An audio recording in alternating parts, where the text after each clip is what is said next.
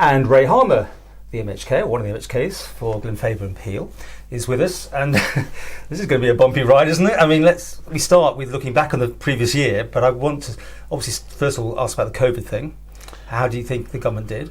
Well, I think, speaking from the department I was responsible at the time, infrastructure, absolutely amazing. That everybody pulled out their stops. So, for example, we were able to get the oxygen plant working. We actually got ahead of the game. It was already, I think, earmarked for the Nightingale Hospital, and we secured that. We got that hospital, those 50 extra beds. We dealt with the obviously logistics is a big thing, a skill that the infrastructure department are really, really good at. And we got in there to get our supplies, having PPE equipment, being able to repurpose the NSC was fantastic and worked really well. So everybody worked full hours, all the days of the week, all the hours of the week. People who were senior managers went back and got deliveries even though it was midnight because there's nobody else to do it. Yeah. So everybody pulled out the stops. So nobody could have asked for more. It maybe been a bit of a bumpy start, but once everything got up to speed, I mean, obviously it's something no one had faced before, but you accept there was a little bit of a miscommunication maybe or lack of direction at the beginning? I don't know. I mean, we were faced, literally, if you're going back on the day, I think the 9th of March or the 10th of March, everything was perfectly fine, pretty much. The 10th, it was a pandemic, and you could see the shift within a day. I mean, that's really what we're facing with. And I think the big thing for me was actually, you look at the UK as a big brother, as somebody that you can, you get your supplies and things like that. But actually, this was hitting new for them too. And actually, it was very clear that we had to fend, very much for ourselves and make sure that we had everything we could do for the people of the Isle of Man. And that means getting supplies, that means getting testing, that means getting oxygen, that means making sure that we had the processes. And also we took, I think, a different tack in the sense that we said, we've got to take this seriously. You can't, the virus isn't something you can live with, in my view. You either eradicate it or literally you allow it to rain havoc. And I think that's absolutely clear. So you're a lockdown man, are you? Well, in the sense that we absolutely had to close. We had to do everything we had because nobody knew. It was even not sure whether it was 14 days, 7 days, 10 days. Nobody knew how bad the virus was, and because it hit us very fresh. We didn't have the information that we have now. I mean, would you like the borders being shut even earlier? Because obviously, it was a few days of it's going to happen sort of thing. Were you more for shutting them straight away? I just don't think we could have acted in quickly, because going back on the day, it was like the 9th, then we had the 10th, then it became clear, then there were urgent meetings on the Saturday, Sunday, Monday, of really seeing how big this thing could be and economically, what a devastation it could cause. And pretty much we hadn't had a case at that point, so we acted before there was a case. We got the first case, and I think 3 days later, from memory, it was a case in the community. So things moved really, really quickly, but we were ready to then say, right, okay, we need to close borders. Okay, I said bumpy ride at the beginning. You looked to me as if like, what? But you've had an interesting year, Mr. Harmer. I mean, you've come on, you've been moved. You got moved out of DIY. No, it was a choice. So, come on, you were moved. Absolutely. No. You mean you went in there and said, can I move, Mr. Quayle? Or did he not bring you in and say... So basically what happened was, and it was left field at the time, I was given a phone call, because obviously, it was very disappointing, and I'm really sad what happened, but what happened. And I was given the phone call and said, well, thinking about it, how do you feel about playing a more central role, because we've got big things that we're coming up with COVID, with the economic recovery. How do you feel being part of that? And you totally fine to stay where you are if you want to, but this is a really great opportunity. The Cabinet Office. Yeah, the opportunity. What does it do then? What is that position? It's fundamentally part of all of the policy within government, and that's absolutely vital. So if you take back, if we go back one step in terms of what we were doing in infrastructure, a lot of what I've done and the team have done, and with Tim Baker, we worked very closely across the whole team. We put in policies on active travel, put policies on smarter movement, which is coming forward, policies on housing, policies on waste, policies on air, even airlines. A lot of what the work we were doing was policy. So in that sense, join everyone together. I mean, that's exactly. So exactly. So getting out of those silos.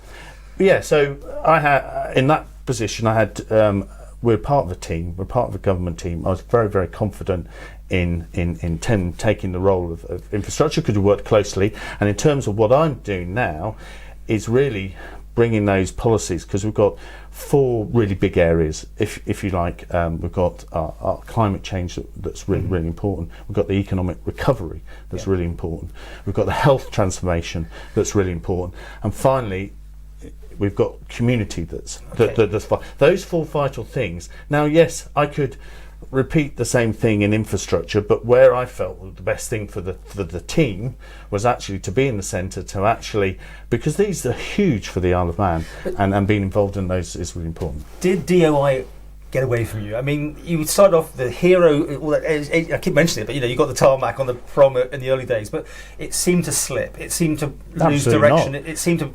Absolutely not. No, absolutely not. I mean, the evidence. We knew that when we did the prom, when we pressed that button, we were sort of unleashing, complaints and hell. Yeah, the lie of everyone. Because, and the point is, I still press the button. We all still press the button because we knew it's the right thing. And you can see now in the prom it's coming together, and you can see that absolutely that over the next 50, 80 years, we did absolutely the right thing. We couldn't just keep slapping a piece of tarmac. So.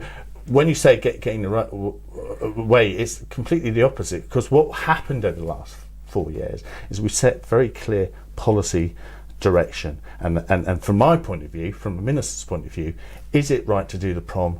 Yes, no, yes. I'm not saying press the button. No, I'm not going to say it's not about being done. I think as it went on and near the end, there was all sorts of issues going on, and people wondering who's running the department almost, which we get all the time, of course. You your civil servants and that sort of thing. So absolutely, we were running departments. So the last decision we made, which is why I think Tim Baker is doing a fantastic job. We made a very clear decision. There's two, if you like, interventions we made. One was around September last year, where we said, look, utilities and department and the contractor need to work much better together. Mm-hmm. And we actually, banged heads in the room. We saw a shift. The next step was very much saying, right, okay, rather than lose more time on COVID, what can we do to bring this contract to completion better, is actually to make it a fixed term contract, to actually utilise and make some changes. So, for example, close roads where before we're going to keep it 2-way, make changes in terms of parking, making those fundamental decisions. We can then say, right, we can finish by the end of March. But all those holiday makers going along the prom, old ladies and gentlemen with their wheelie suitcases to try and get to hotels that they couldn't get to because the coaches couldn't get anywhere near it. This is in the middle of summer as well, wasn't it? I mean, this was the wrong side of the prom to be doing. I mean, I'm not saying it. You've got crystal ball, but do you think maybe you learned some lessons from But I think you always learn lessons. Yes. I think as an organisation you learn lessons. But in terms of the staging, does the minister get involved in?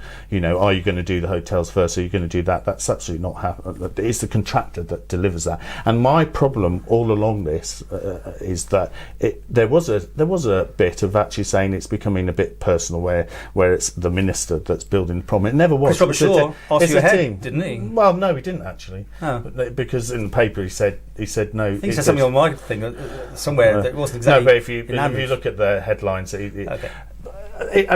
My point was it's never about the minister. So are there things that can be improved? But the point is disruption is disruption. It's going to be painful whichever way you play it. Are you disappointed, just to finish this section off with, that you didn't see it through in that sense? To cut the ribbon, the big brass band's playing. Because for me, I've never been that sort of politician. All I care about is getting the best for my constituents and for the island, and to see things delivered. And we knew that this was going to be a painful process. Do I give do I care whether it's not about me, and that's the whole point that I'm trying to make, that actually what I wanted to do is deliver for the island in important areas. So if I can make a huge difference on the economic side, on health, on climate change, which which I help to chair, that makes, to me, is more important. That's a legacy for the people of the Isle of Man. And I think the big problem with the problem, if you like, a lesson, it isn't down to one person. It's a massive team effort. And yes, I think there have been mistakes made, in infrastructure and across the board. But those lessons have been learned. And let's remember that it was talked about a 10-year project. This is going to be delivered. If delivered by the end of March, will still be only 4 months more than it was originally said. And actually about 2 hours, not 2 hours, 2 years and 2 years, 4 months instead of 10 years, which was the original plan.